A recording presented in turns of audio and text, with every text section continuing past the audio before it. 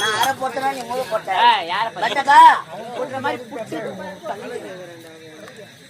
புட்டு உம்மா மெட்ராஸ்க்கு லோடு ஏத்து. ஏத்துறேன். உம்மா சொன்ன வெண்டக்கா தாங்க மாட்டேன். டேய் நான் பொல்லாத நீ தாங்க மாட்டேன். அதுல முக்கியமான ஆளு மூக்குல பூரா விட்டுடுவேன்.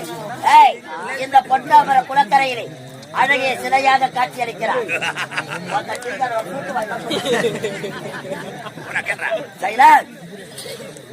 அப்பா பயிர் என்ன?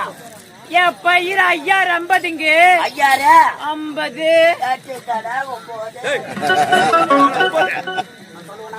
எங்க ஐயா யார் தெரியுமா? யாருடா?